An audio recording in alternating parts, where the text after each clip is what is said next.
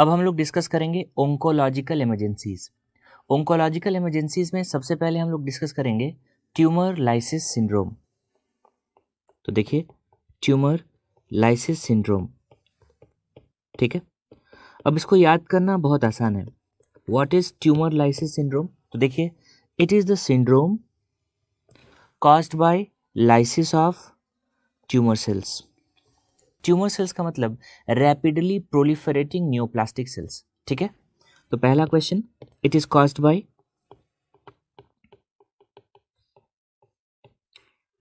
Lysis of tumour cells, ठीक है। Basic generally इसमें होता क्या है, जब हम लोग कीमोथेरेपी देते हैं, so what is the problem? There is destruction of rapidly proliferating neoplastic cells. तो इसमें what is the cause? Generally the cause is destruction of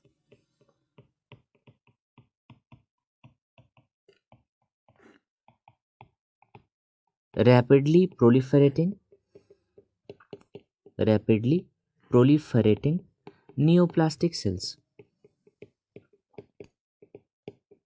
simple, okay.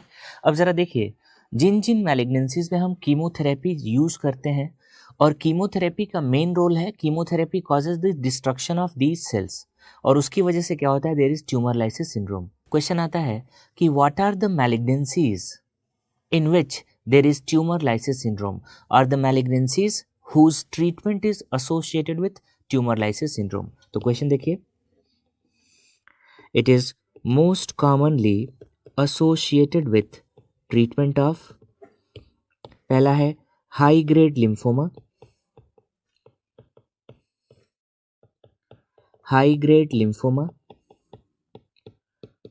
दूसरा है chronic leukemia,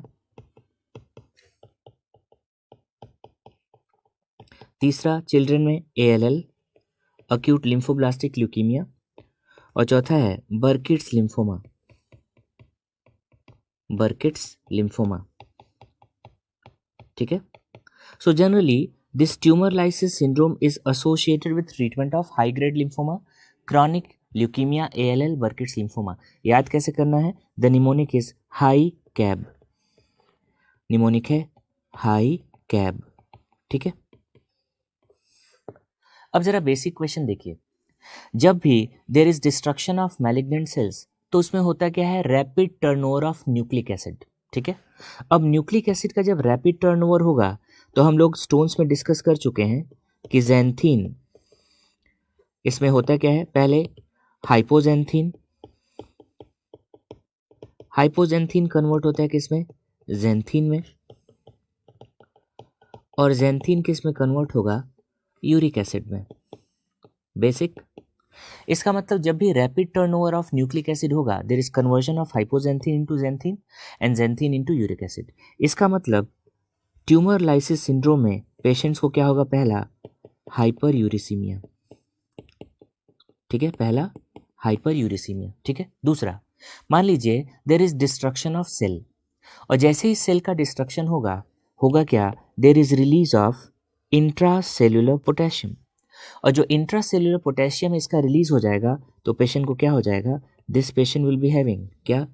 हाइपरकैलीमिया। दूसरा प्रॉब्लम क्या है? There is hyperkalaemia. तीसरा, there is release of intracellular phosphate, और अगर फॉस्फेट का रिलीज होगा तो पेशेंट को क्या हो जाएगा? हाइपरफॉस्फेटीमिया,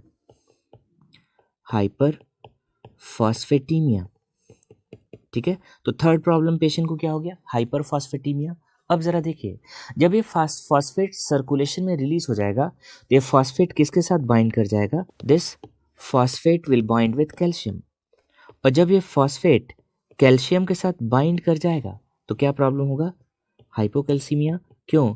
क्योंकि कैल्शियम तो यूज हो गया, तो कैल्शियम यूज हो गया तो पेशेंट को क्या हो जाएगा? हाइपोकैल्सीमिया। तो फोर्थ प्रॉब्लम है हाइपोकैल्सीमिया। अब जरा देखिए, ये जो कैल्शियम फॉस्फेट है, this calcium phosphate will deposit in renal tubules, और अगर रीनल ट्यूब्यूल्स में डिपॉजिट हो जाएगा तो किस चीज का रिस्क बढ़ जाएगा? Increase risk of renal failure. और साथ में क्या होता है इसमें, there is deranged oxidative metabolism. और जब प्रॉब्लम क्या होगा, there is deranged oxidative metabolism. और अगर ऑक्सीडेटिव मेटाबॉलिज्म का डिरेंजमेंट होगा तो प्रॉब्लम क्या हो जाएगा, यस एनारोबिक ग्लाइकोलाइसिस होगा। उसकी वजह से पेशेंट को क्या होगा, lactic acidosis. So because of deranged oxidative metabolism there is lactic acidosis. तो अब क्वेश्चन आता है, सबसे ज्यादा क्वेश्चन क्या आता है इसमें, ऑप्शन दे देगा कि which of the dyselectrolytaemia is not seen in tumour lysis syndrome. तो ये आपको याद रखना है। तो एक बार फिर से रिवाइज करते हैं, what happens, there is rapid turnover of nucleic acid. ठीक है, so rapid turnover of nucleic acid, इसकी वजह से hypoxanthine is converted into xanthine, xanthine into uric acid. So there is hyperuricaemia. अब आपको ये पता चल गया कि इस पेशेंट में हाइपर यूरिसीमिया हो रहा है, तो हाइपर यूरिसीमिया को ट्रीट करने के लिए हम कौन सी ड्रग दे सकते हैं, यस जो ये दोनों स्टेप्स को ब्लॉक कर ले, यस एलोप्यूरिनॉल। इसलिए ट्रीटमेंट में हम लोग डिस्कस करेंगे कि हम लोग क्या देते हैं, एलोप्यूरिनॉल। दूसरा हमारे पास ऑप्शन है हाइपर यूरिसीमिया के लिए, वी हैव रेसब्यूरिकेज। ठीक है, तीसरा प्रॉब्लम देखिए, इन पेशेंट्स में किसका रिस्क बढ़ जाता है, लैक्टिक एसिडोसिस का। तो इसके लिए आपको क्या देना पड़ेगा, आपको देना पड़ेगा सोडियम बाइकार्बोनेट। एसिडोसिस के लिए हम लोग यूज करते हैं सोडियम बाइकार्बोनेट। तीसरा प्रॉब्लम, इसमें रीनल फेलियर हो रहा है।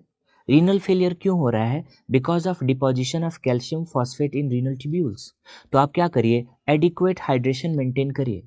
सो we have to maintain adequate hydration.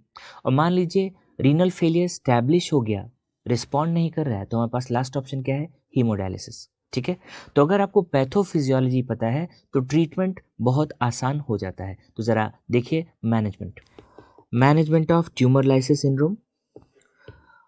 First, adequate hydration,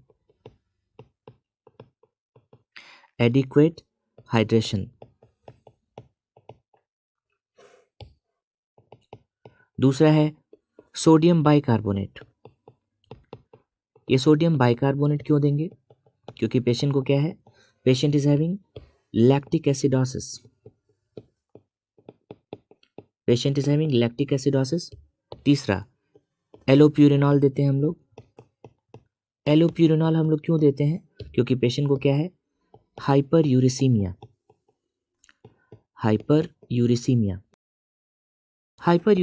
के लिए हमारे पास दूसरी ड्रग कौन सी है, रेसब्यूरिकेज।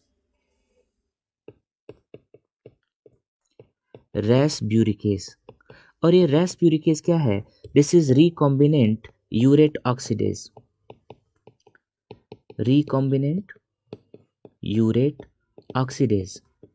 सो this is recombinant urate oxidase.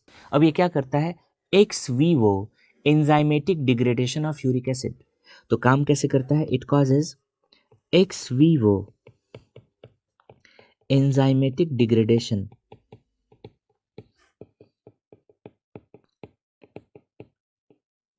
Of uric acid. ठीक है, और कुछ पेशेंट्स में जिनमें रीनल फेलियर भी हो जाता है despite of these things. So renal failure अगर पेशेंट को हो गया तो हम लोग क्या करते हैं, हीमोडायलिसिस। तो अगर पेशेंट को रीनल फेलियर है सो देयर इज हीमोडायलिसिस। ठीक, तो it's very very easy to remember. Imagine करिए एक सेल है, उसका ब्रेकडाउन है, ब्रेकडाउन होगा तो क्या क्या रिलीज होगा, न्यूक्लिक एसिड, टर्नओवर से क्या बढ़ जाएगा, यूरिक एसिड, अंदर का पोटेशियम रिलीज हो गया, पेशेंट को हो गया हाइपर कैलीमिया, फॉस्फेट रिलीज हो गया, हाइपर फॉस्फेटीमिया, फॉस्फेट कैल्शियम के साथ बाइंड कर गया, hypocalcaemia, calcium phosphate renal tubules में डिपॉजिट हो गया, रीनल फेलियर, और ऑक्सीडेटिव मेटाबॉलिज्म डिरेंजमेंट होगा, lactic acidosis. So this is tumour lysis syndrome. अगली ऑन्कोलॉजिकल इमरजेंसी जो काफ़ी पूछी जाती है, ऑलमोस्ट हर साल आती है, क्या, hyper calcaemia of malignancy. Hyper calcaemia of malignancy.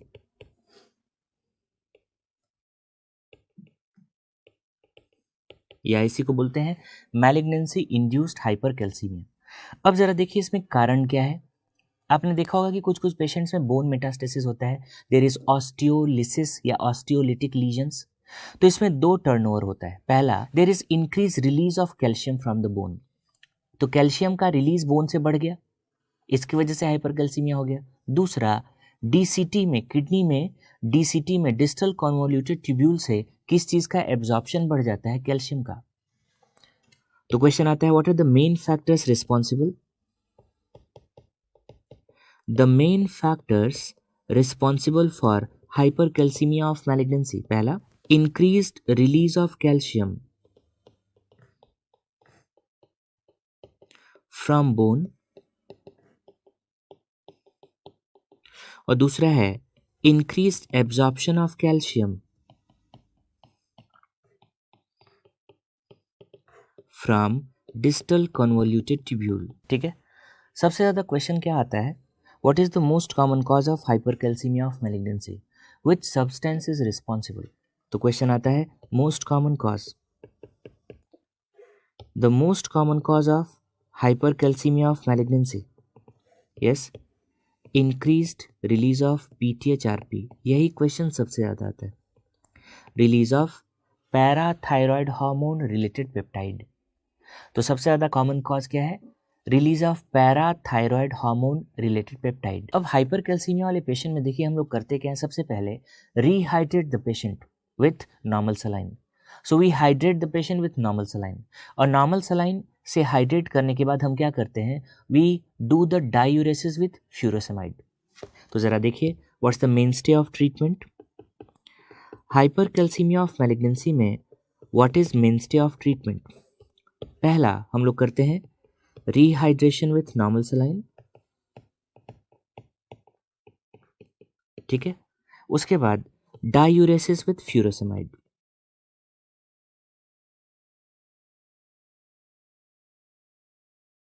इसके बाद क्वेश्चन आता है कि what are the drugs use to decrease या लोअर कैल्शियम लेवल्स? तो ड्रग्स देखिए, drugs use to lower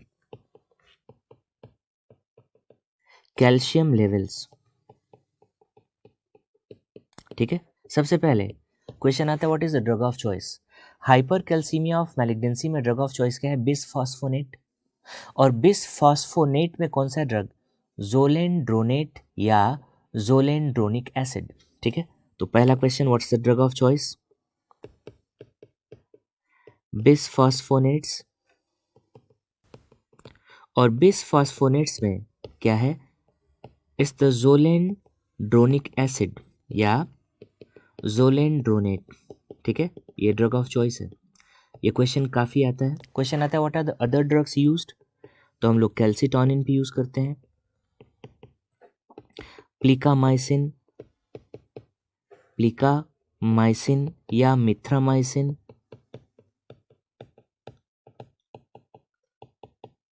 gallium भी यूज करते हैं, गैलियम नाइट्रेट,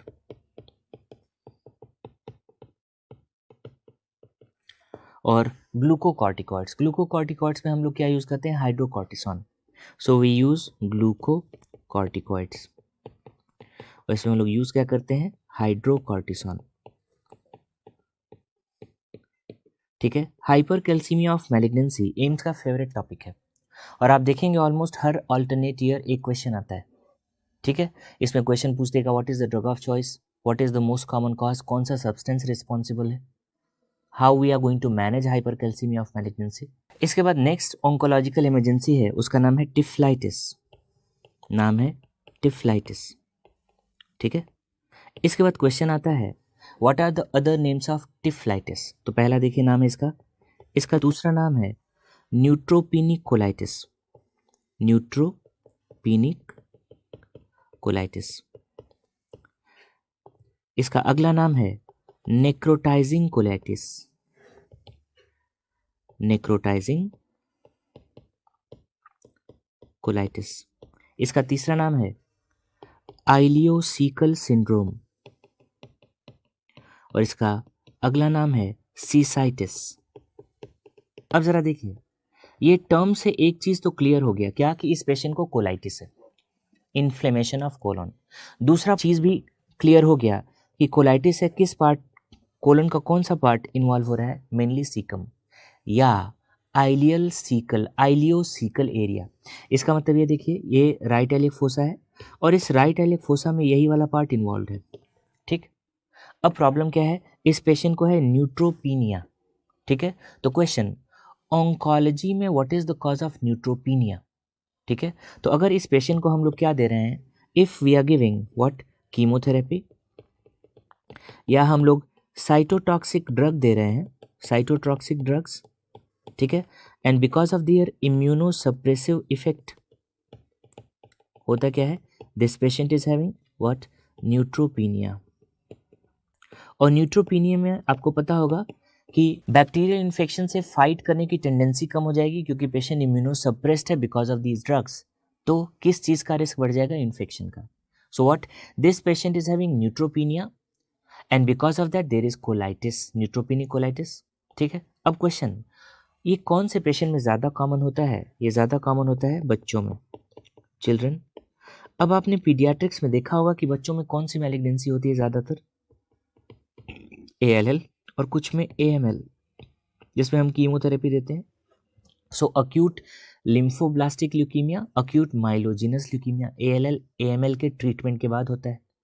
अब अगला क्वेश्चन, अगर पेशेंट को कोलाइटिस है इन्वॉल्विंग सीकम, तो प्रॉब्लम क्या क्या होगा, देखिए यहाँ पे होगा पेन, राइट एलिक फोसा में या राइट लोअर क्वाड्रेंट में पेन, और क्या होगा, टेंडरनेस, और क्या होगा, इन्फ्लेमेशन है तो फीवर, और कोलाइटिस की वजह से पेशेंट को और क्या होता है, डायरिया। और कैसा डायरिया होता है, बी केयरफुल, नेक्रोटाइजिंग कोलाइटिस, इस पेशेंट को होगा कैसा डायरिया, ब्लडी डायरिया। क्लियर, तो क्वेश्चन देखिए, what are the clinical features, these patients are having neutropenia, along with that right lower quadrant, क्या क्या होगा, right lower quadrant pain and tenderness। ठीक है, दूसरा फीवर, कैसा डायरिया है, there is bloody diarrhoea. Okay, अब जरा देखिए, अगर सीकम में इन्फ्लेमेशन है तो because of this inflammation there is thickening, और ये थिकनिंग आपको कौन से रेडियोलॉजिकल इन्वेस्टिगेशन पे दिख जाएगी, अल्ट्रासाउंड, और उससे ज़्यादा बेटर कौन से इन्वेस्टिगेशन पे दिख जाएगी, CCT। तो डायग्नोसिस देखिए, diagnosis, there is thickened caecal wall, thickened caecal wall. ठीक है, और ये कौन से इन्वेस्टिगेशन पे दिख जाएगा आपको, अल्ट्रासाउंड या CCT। अब इस पेशेंट में क्या है, कोलाइटिस इन्फ्लेमेशन, पेशेंट को है न्यूट्रोपीनिया, ये इन्फेक्शियस है मेनली। तो अब हम मैनेजमेंट में क्या करेंगे, यस, फॉर दिस कोलाइटिस हम लोग क्या करते हैं, most of the patients are managed conservatively by antibiotics. तो क्वेश्चन आता है, most patients are managed conservatively. फिर क्वेश्चन आता है, what are the indications of surgery. Common sense question, if there is no improvement after antibiotics within 24 hours, और कभी कभी सीकम परफोरेट हो जाता है, so if there is perforation, तो क्वेश्चन आता है, what are the indications of surgery. First, no improvement within 24 hours of, within 24 hours of antibiotics, और दूसरा है, इफ देर इज परफोरेशन। अब हम लोग डिस्कस करेंगे superior vena cava syndrome, superior vena cava syndrome. ठीक है, so what is this superior vena cava syndrome, yes, this is the clinical manifestation caused by superior vena cava obstruction. तो इसमें होता क्या है, क्लिनिकल मैनिफेस्टेशंस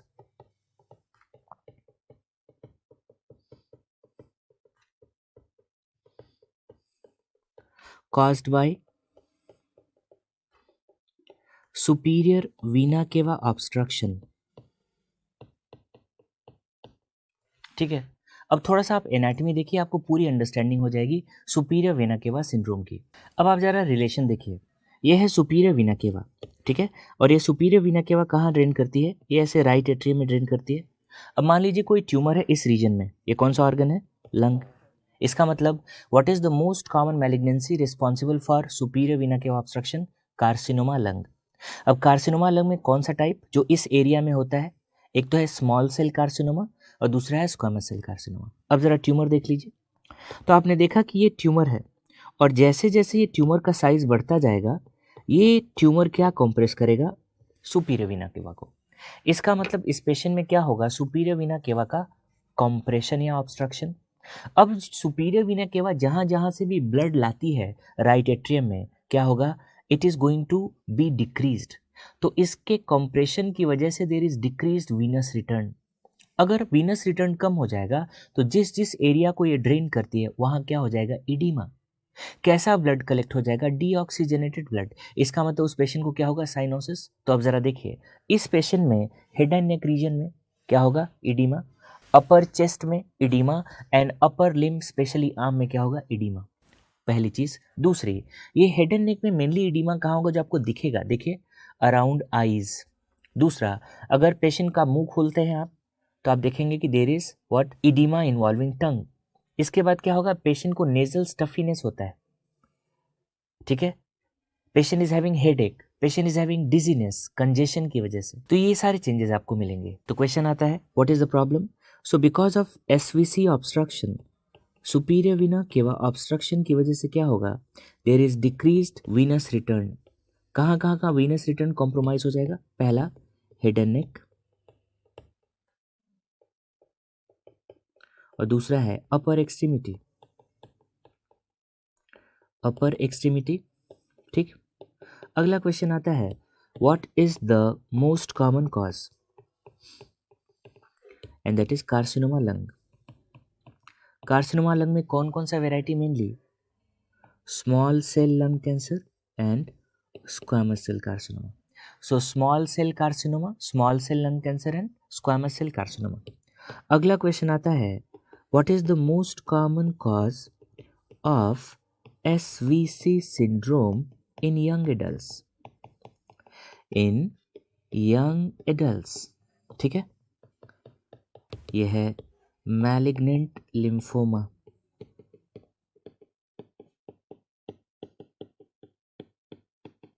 ठीक है, तो एक बार फिर से जरा डायग्राम देखिए।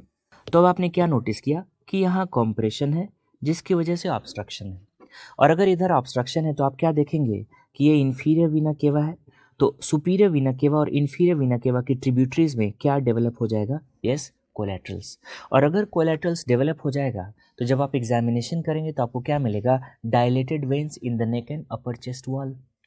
One thing. दूसरा, आप ये वाला पार्ट देखिए ध्यान से। यहाँ देखिए, यहाँ है ब्लूइश डिस्कलरेशन, ठीक है। मैंने बोला कैसा ब्लड इकट्ठा हो जाएगा? डीऑक्सीजनेटेड। तो देखिए, there will be oedema in the head, दूसरा नेक, तीसरा अपर चेस्ट, डायलेटेड वेन्स, ठीक है। अब इस इडीमा की वजह से मैंने बोला ये इडीमा किसके अराउंड होगा? Mainly around eyes. दूसरा मैंने बोला नेजल स्टफिनेस है, इसकी वजह से कभी कभी एपिस्टैक्सिस भी होगा। क्यों? क्योंकि वीनस रिटर्न कॉम्प्रोमाइज्ड है, there is swelling of tongue. इसके अलावा क्या होगा? ये देखिए, जो ट्यूमर है, जब ये ट्यूमर का साइज धीरे धीरे बढ़ना शुरू हो जाता है, ठीक है, स्पेशली सुपीरियर या एंटीरियर मेडिस्टाइनम में, तो ये क्या करता है? मिड लाइन स्ट्रक्चर को कॉम्प्रेस करेगा। अब मान लीजिए ट्रेकिया है, ट्रेकिया को कॉम्प्रेस करेगा तो क्या होगा? डिस्निया। ट्रेकिया के पीछे ईसोफेगस है, ईसोफेगस कॉम्प्रेस करेगा तो क्या होगा? डिस्फेजिया। और अगर रिकरेंट लैरिंजियल नर्व को इन्वॉल्व कर लिया ट्यूमर तो क्या होगा? होर्सनेस ऑफ वॉइस या dysphonia. So these are the clinical manifestations. तो क्लिनिकल फीचर्स देखिए, there is swelling around head and neck, head and neck, ठीक है। और स्पेशली ये स्वेलिंग कहाँ होगी? Around eyes. इसके साथ साथ देयर इज नेजल स्टफिनेस, इसके साथ साथ there is swelling of tongue, और क्या होगा? There is headache, there is dizziness और सिंकोप। ये तो ज़्यादातर पेशेंट्स में मिलेगा। इसके बाद अगर मैलिग्नेंसी इन्वॉल्व करती है एंटीरियर या सुपीरियर मेडिस्टाइनम और कॉम्प्रेस करती है मिडलाइन स्ट्रक्चर्स तो ट्रेकिया के कंप्रेशन की वजह से क्या होगा? Because of compression of trachea, dyspnoea. There is compression of oesophagus, इसकी वजह से क्या होगा? Dysphagia. And there is compression of या invasion of recurrent laryngeal nerve, तो पेशेंट को क्या होगा? Hoarseness of voice. सिंपल. अब जरा आप एग्जामिन करिए. एग्जामिनेशन पे क्या मिलेगा आपको? एक तो पहला oedema. On examination there is oedema involving head and neck, arm and upper chest. Oedema के साथ साथ कभी कभी क्या भी मिलेगा? साइनोसिस. इसके साथ क्या मिलेगा? Dilated veins, specially in the neck and near upper chest. ठीक है, दीज आर द फाइंडिंग्स. अब क्वेश्चन आता है what is the investigation of choice for diagnosis. तो मैंने बताया कारण क्या है, तो कार्सिनोमा लंग या मैलिग्नेंट लिम्फोमा, और वो कहाँ है? थोरैक्स में. तो इन्वेस्टिगेशन ऑफ चॉइस क्या होगी? Yes, CCT. तो डायग्नोसिस देखिए, investigation of choice for diagnosis ये है CCT. और अगर आप चेस्ट एक्सरे करेंगे तो ट्यूमर है यहाँ सुपीरियर वीना केवा के पास, तो होगा क्या? There is widening of मेडियस्टाइनम.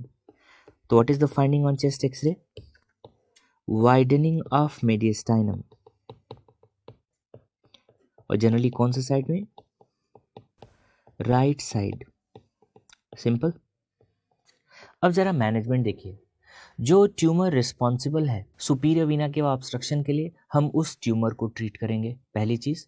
दूसरा, अगर कोई इमरजेंसी सिचुएशन अराइज हो गई तो सबसे पहले उस इमरजेंसी सिचुएशन को ट्रीट करिए. जैसे in certain cases there is tracheal obstruction, और अगर ट्रेकियल ऑब्स्ट्रक्शन है तो उस केस में हम लोगों को कभी कभी इमरजेंसी सर्जरी करना पड़ता है टू रिलीव द ऑब्स्ट्रक्शन. तो जरा मैनेजमेंट देखिए. First, if there is a life threatening situation, life threatening situation, ठीक है. तो क्वेश्चन है what is that life threatening situation? ये है ट्रेकियल ऑब्स्ट्रक्शन. और इसमें हम लोग क्या करते हैं? स्पेशली सुपीरियर मेडियस्टाइनल मास की वजह से इसमें हम लोग करते हैं emergency surgery to relieve obstruction.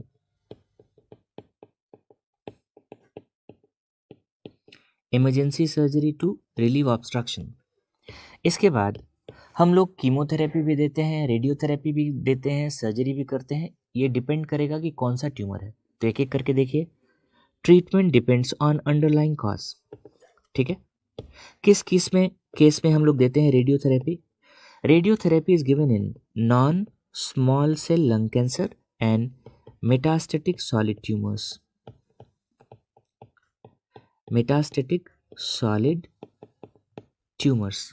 और अगर पेशेंट को लिम्फोमा है या स्मॉल सेल लंग कैंसर है तो उस केस में क्या देते हैं? कीमोथेरेपी. तो दूसरा ऑप्शन है we give chemotherapy for small cell lung cancer, या अगर पेशेंट को लिम्फोमा है. और बाकी के केसेस के लिए हम लोग क्या करते हैं? सर्जरी.